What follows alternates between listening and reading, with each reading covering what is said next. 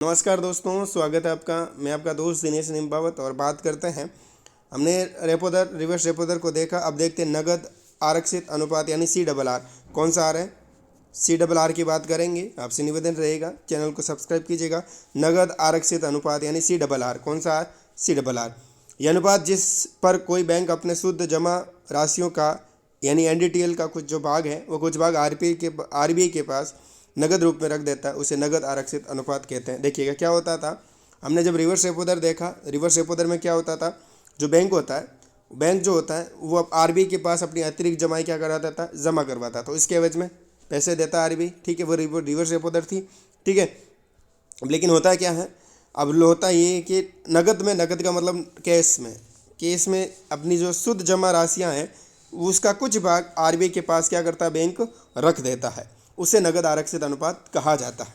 CRR में वृद्धि करने पर बैंकों की तरलता में कमी आएगी, सीधी सी बात है। CRR यानी कि बैंकों से ज़्यादा NDTL जब रखवा दिया जाएगा तो बैंकों के पास क्या हो जाएगी, धन की कमी हो जाएगी। इससे क्या हो जाएंगे, लोन महंगे हो जाएंगे, मुद्रा संकुचन हो जाएगा। सीधी सी बात है, जिनके कारण दिए जाने वाले ऋण महंगे हो जाएंगे, अर्थव्यवस्था में मुद्रा संकुचन की स्थिति उत्पन्न हो जाती है, ठीक है।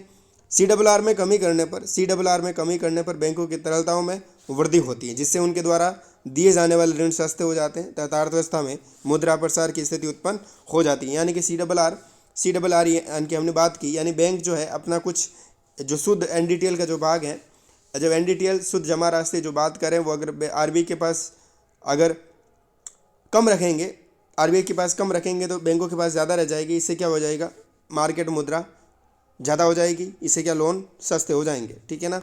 बात की मैंने। अब देखते हैं आगे, इसमें देखिएगा, ठीक है। मैंने बात की, बैंक जो होता है संबंधित अपना RBI को क्या देते हैं, NDTL के रूप में नगद जमा करवाते हैं, ठीक है। हमने वही बात की। अब देखिएगा, अगर CRR ज़्यादा कर दिया जाएगा, यानी अब CRR अगर ज़्यादा कर दिया जाएगा, CRR यार ज़्यादा होगा तो लिक्विडिटी क्या हो जाएगी, कम हो जाएगी, लोन क्या हो जाएंगे, महंगे हो जाएंगे, मार्केट में क्या हो जाएगी, अर्थव्यवस्था में मुद्रा संकुचन की स्थिति हो जाएगी। यहीं दूसरी तरफ बात करें, CRR कम कर दिया जाए तो लिक्विडिटी यानी तरलता ज़्यादा हो जाएगी, लोन सस्ते हो जाएंगे, इफेक्ट क्या हो जाएगा, मुद्रा का प्रसार हो जाएगा।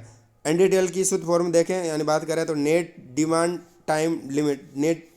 टाइम जो होता है उसे NDTL कहा जाता है। इसमें आपके बात करें नेट डिमांड में कौन सा आता है, सेविंग और करंट के अकाउंट आते हैं, और टाइम यानी एक टाइम बाद जो मैच्योर होती है, अब कहते हैं ना FD वगैरह मैच्योर हो गई, तो फिक्स डिपॉजिट FD और RD, ठीक है, ये होते हैं। CRR तथा बैंकों की तरलताओं के मध्य विपरीत संबंध होता है, ठीक है, विपरीत संबंधी है।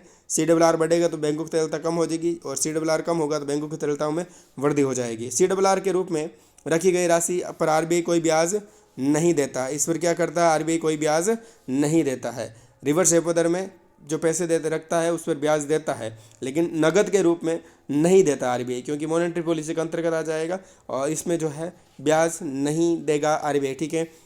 RBI के दिशा निर्देश अनुसार CRR अधिकतम 15% हो सकती है, यानी बैंक जो है वो CRR यानी NDTL का कितना परसेंट ले सकता है, यानी 15% ले सकता है CRR, ठीक है ना।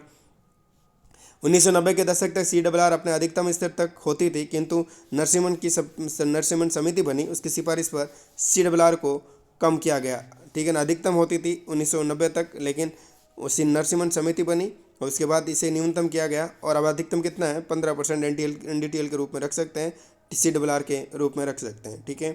चैनल को सब्सक्राइब कीजिएगा। नमस्कार।